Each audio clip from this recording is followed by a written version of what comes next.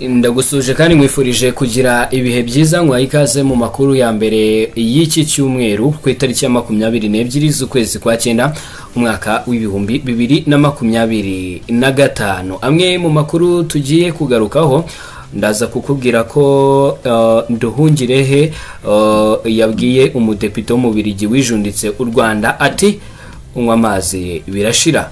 Turaza kubigarukaho ariko kandi ndaza kukubwira ko Leta ya Repubulika Iharanira Demokarasi ya Kongo yongeye kwita AFCM 23 ibyihebe ingabo za Afrika y'Epfo nazo burya ngo ntabwo zari zashira muri Repubulika Iharanira Demokarasi ya Kongo. Ikinyoma cya genocide ikorerwa abahutu mu Mamba Tshisekedi yajyanye i New York. Turaza kubiganiraho nimugendaza kukubwira ko iwarikare AFCM 23 yongeye gucakirana na Wazalendo ndetse na FARDC ahitwa Katobi. Ibi byose turaza kuba tubiganiraho ariko kandi nkubwire ko Wazalendo bongeye kwigaragambya bavuga ko ari umusirikare wa FARDC badashaka mu bice bigiye bitandukanye cyane cyane muri Kivu y'Amajyepfo. Aya namwe mu makuru tugiye kugarukaho kimwe n'andi yose tutakubwiye, ni amakuru ushobora kugiramo uruhare cyane cyane igitekerezo cyawe ni ingenzi ariko kandi ukibuka gufungura notification ndetse kandi wakanze na subscribe kugira ngo ujye ubasha kuba wa mbere mu kubona amakuru n'ibiganiro dutambutsa hano umunsi ku munsi. Nkwaye ikaze mu makuru yacu ku buryo burambuye, ni amakuru tugiye guhera kuri iyi nkuru ya Nduhungirehe aho yabwiye umudepite w'umubirigi wijunditse u Rwanda ati unywe amazi birashira. Minisitiri w'ububanyi n'amahanga n'ubutwererane Ambasaderi Olivier Nduhungirehe yasubije umudepite w'ububirigi witwa Lydia Mutebere wanditse ku mbuga nkoranyambaga anenga ko u Rwanda rwahawe kwakira shampiyona y'isi y'amagare. Amubwira ko bagenzi be b'ababirigi bitabiriye iryo rushanwa mu Rwanda bo bishimye. Lydia Mutebere yanditse ku rubuga rwa X agaragaza ko u Rwanda rutari rukwiye kwemererwa kwakira shampiyona y'isi y'amagare, arushinja guhonyora uburenganzira bwa muntu, akifuza ko ruhabwa akato mu mikino nk'uko byakorewe Uburusiya. Mu kumusubiza, Minisitiri Nduhungirehe yagize ati Madamu Mudepite, ababirigi bagenzi bawe bari i Kigali baragutashya. Umukinnyi wanyu w'indashyikirwa Remco Evenepoel nawe yatsinze ku nshuro ya gatatu yikurikiranya mu bagabo mu gusiganwa n'ibihe. Yongeyeho ati ahasigaye usome ku mazi ashyushye ubundi biraza gushira.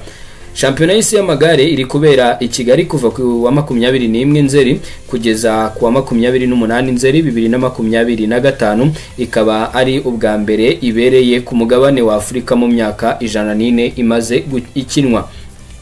Kwa 18 Nzeri 2025 ababirigi barimo abagabo n'abagore bahagurutse ku kibuga cy'indege cya Zaventem i Buruseli. Ni ikibuga nyine cy'indege bahagurutseho bitabiriye shampiyona y'isi y'amagare. Abangaba babwiye igihe ko bafite amatsiko menshi yo kugira i Kigali bagatangira ingendo z'igare za nyine izingizi za shampiyona y'isi y'amagare aho ngo bazanakurikirana iri rushanwa. Kuri iyo 21 Nzeri 2025 nibwo hakinwe icyiciro cya mbere cy'iri rushanwa ari cyo gusiganwa n'ibihe mu bagabo no mu bagore, individual time trial, aho mubirigi Remco Evenepoel yegukanye umwanya wa mbere ndetse na mugenzi we Van Wilder Iran yegukana umwanya wa gatatu. Ni ibintu byashimishije ababirigi benshi baje gushyigikira abakinnyi babo, aho wabonaga amabendera y'ububirigi menshi afitwe n'abafana, aho isiganwa ryasorejwe kuri Kigali Convention Center. Ndetse abaganira n'itangazamakuru bagaragaje ko bishimiye kugera mu Rwanda ndetse basanze ari igihugu cyiza gifite abantu beza bitandukanye n'ibyo babwirwaga. Hashize igihe u Rwanda ruzanye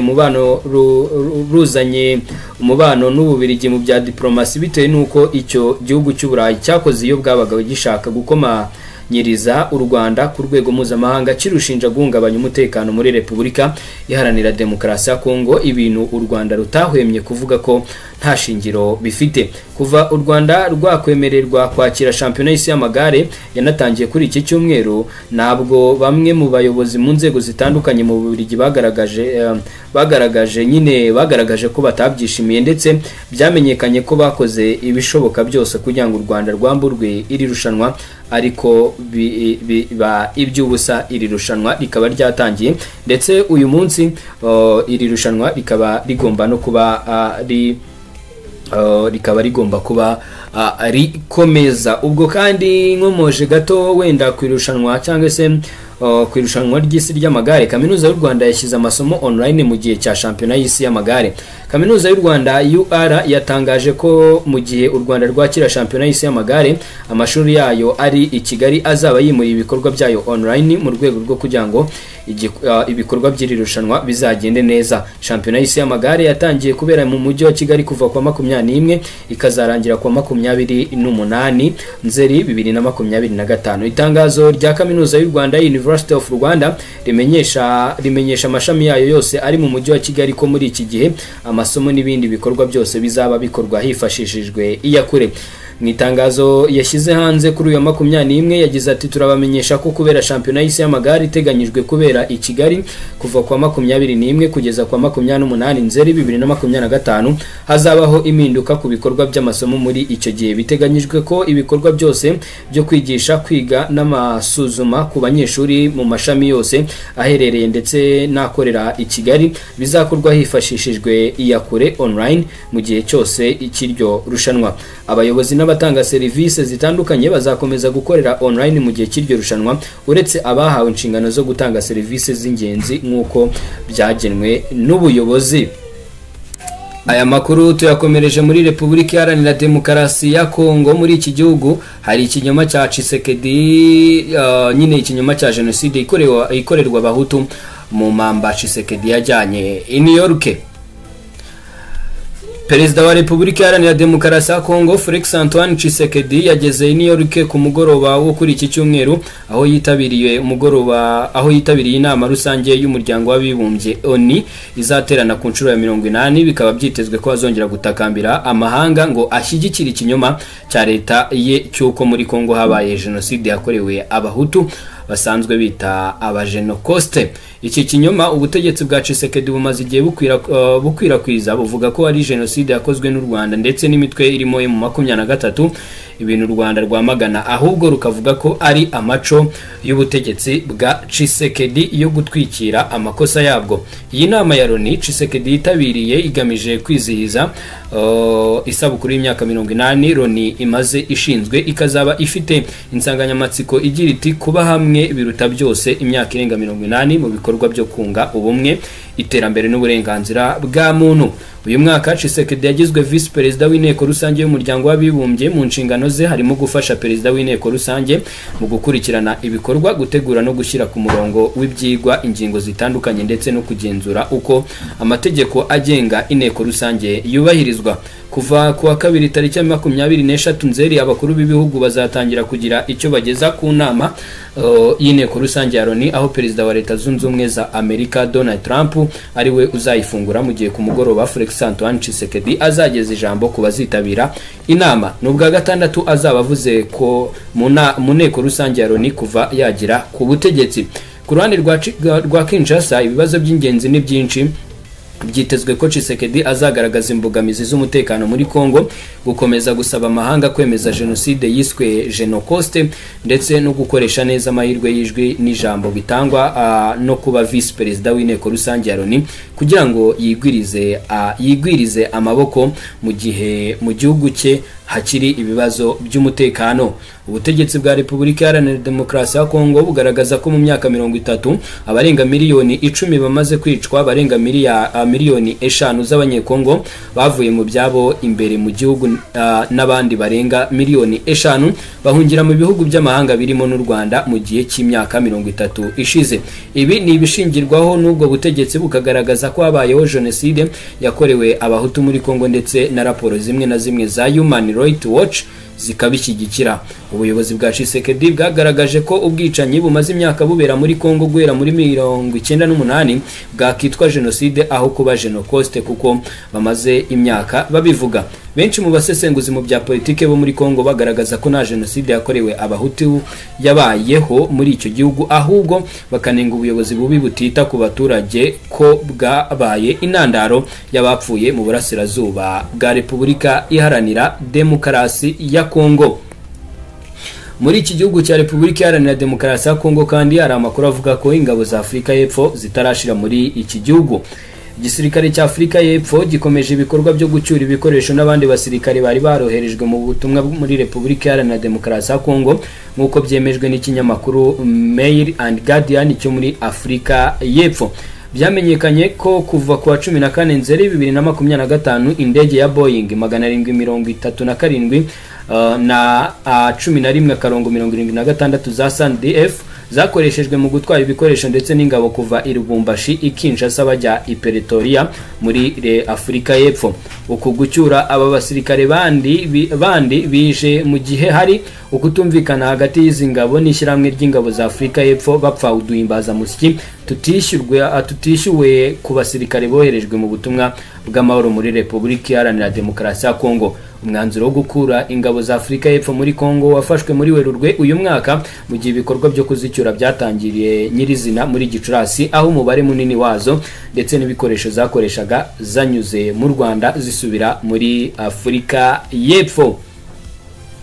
Tukiri muri Repubulika Iharanira Demokarasi ya Kongo kandi reka nkubwire ko muri iki gihugu leta ya Kongo yongeye kwita AFCM 23 ibyihebe.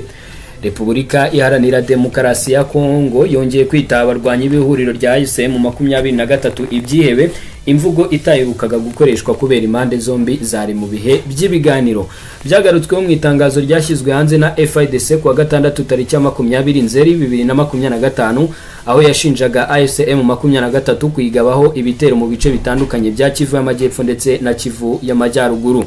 FIDC yagaragazaga ko kuwa 5 tariki ya 19 Nzeri 2025 AFCM 23 yagabye ibitero ku bice bitandukanye birimo Canzikiro ndetse na Nkambi muri grupoma ya Kisimba, umurenge wa Nyanga muri teritwari ya Warikare, mu bice bya Sisa muri teritwari ya Karehe muri Kivu y'Amajyepfo.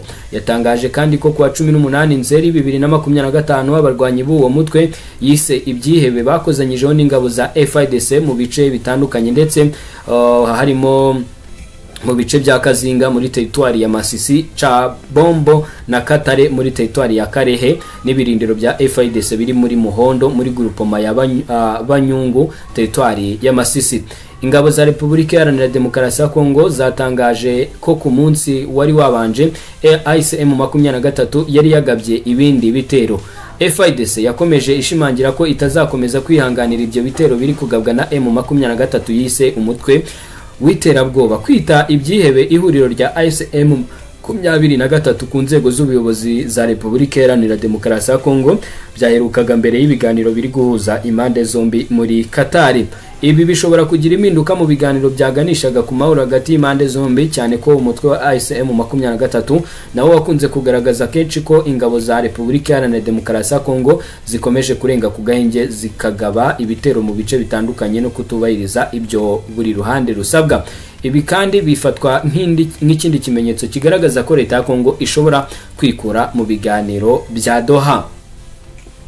Mbere yuko dusoza n'ubundi tukiri muri Repubulika Iharanira Demokarasi ya Kongo, iwarikare nyine M23 ikomeje gukozanyaho na FIDC ahitwa Katobi.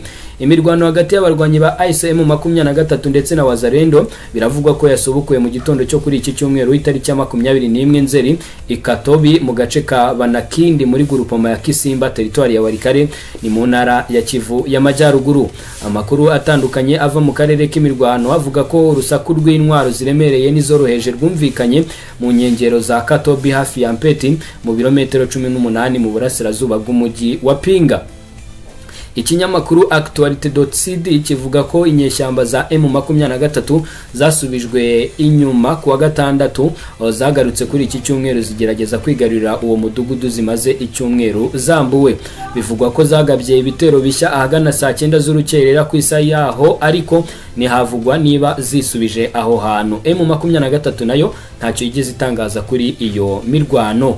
Iyi mirwano ibaye nyuma yuko ngo inyeshyamba za M23 zongerewe ingufu z'abantu n'amasasu kuri uyu wa 6 mu gace gakikije Mpeti hamwe n'abasirikare bavuye Karembe ndetse na Kichanga.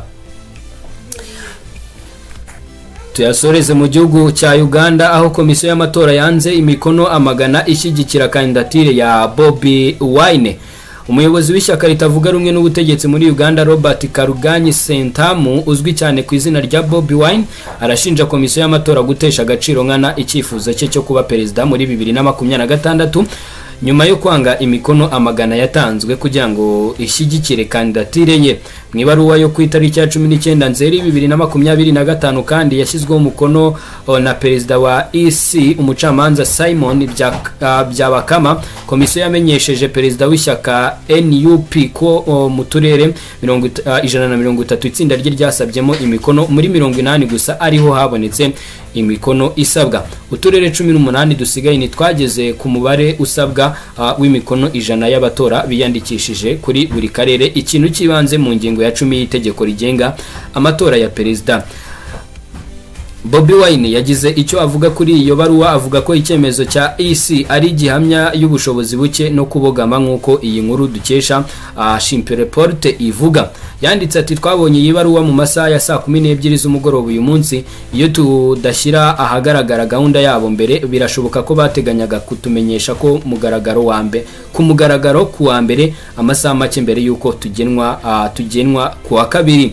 Yashinje komisiyo kuba yarakuyemo nkana amazina y'abamushyigikiye nubwo NUP yatanze imikono irenze ihagije kuri buri karere. Umuyobozi wa NUP kandi yashinje inzego z'umutekano zirimo DISO gutera ubwoba abamushyigikiye bemeje kandidatire ye.